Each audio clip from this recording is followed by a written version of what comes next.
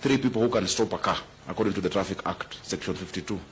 Police officer, an ambulance, and a Maasai herding cattle. It still provides for them, if you look at Section 52. So I know people have been complaining about the herders. Nairobi was owned by Maasai, so they actually have authority legally to be herding their cows and to stop traffic. I don't know if we need to amend that because of the heritage of the city, but it tells us that there's something that needs to be looked at in our regulations. I think it must be 52. Sakaja to speak on his own behalf and on behalf of COG, and thereafter invite on stage the CS Transport, Kipchumba Murkomen. Karibu, Your Excellency.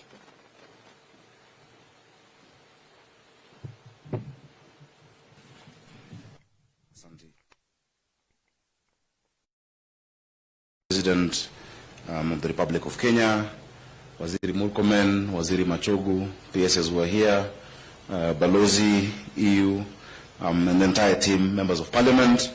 I'll speak on my behalf. I don't have authority from the chair of COG to speak on behalf of the COG, but I'm sure our remarks represent what we feel as governors. Traffic management is indeed a shared function that also the counties have a role on. I'm delighted, Your Excellency, to see very many leaders coming together from government, from the private sector, from our development partners, from research and academia, gathered here today to launch this absolutely vital plan. I'm very pleased, Your Excellency, that you will lead the inauguration of the new road safety strategy. On my part, it's a pleasure to host all of you in Nairobi and to welcome you most warmly. I think we all have an idea of the magnitude of the problem that we're facing. We've lost too many people on our roads. And this isn't the only matter of concern. There's also too much pollution on the road, particulate matter, especially in the city.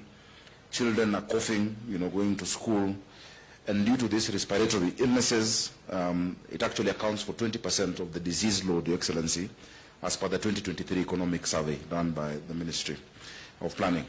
I will say again, as I've said before, Your Excellency, behind these numbers are cold, real tragedies, Your Excellency. Everyone who's passed on in 2023 or 2022 was somebody's child. They were loved. They had something to look forward to doing in life. Those dreams are gone. Those families are left with memories. Those families are left with grief. Those families are left with bills to pay. Many of those that we've lost, Your Excellency, also have been young people. If I remember right, a clear majority were below the age of 40. They had productive years ahead of them, and we've lost that as a country. We leaders have an opportunity to change all of this. Our generation of leaders, Your Excellency, can be one that finally solves this traffic, transport, and pollution problem. Your Excellency, I'm very pleased by the work that the Minister, our Cabinet Secretary, Kipchumba Murkomen, has been doing together with NTSA, George Njau, and the board, Manoj. They've been doing a good job. We need to radically look at our laws, sir.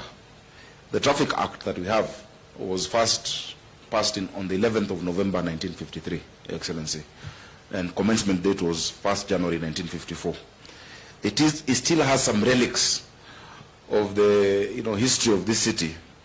I'll give you an example. There are only 3 people who can stop a car, according to the Traffic Act, Section 52. Police officer, an ambulance, and a Maasai herding cattle. It still provides for them, if you look at Section 52.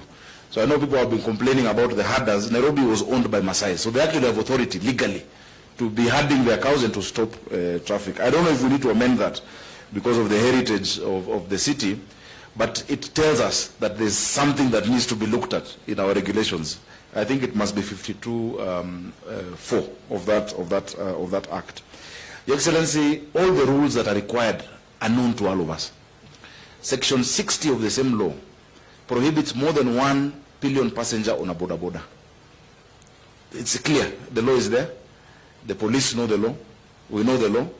We see 6 people on a bike, 5 people on a bicycle. One of the positions I hold that I don't like, Your Excellency, I'm the patron of a group of widows of border riders. Widows. We formed that group in Roysambu when I was senator. And it keeps piling up. We're losing so many of our riders. They think traffic lights are a suggestion. They go anti-clockwise on a roundabout, Your Excellency. But as they do that, we watch them. The police watch them.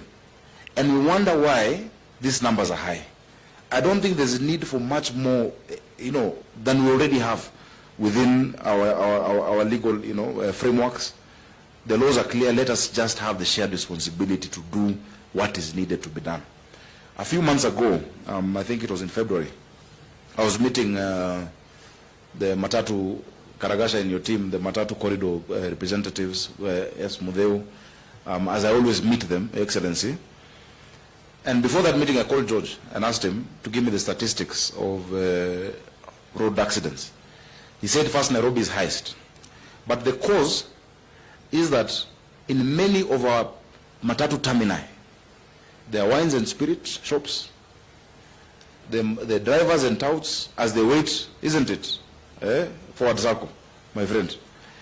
As they wait, wanakunywa, and then they go and drive those vehicles. Excellency, I have closed 150 of those wines and spirits that are at Matatu termini, and we will not open them, Your Excellency.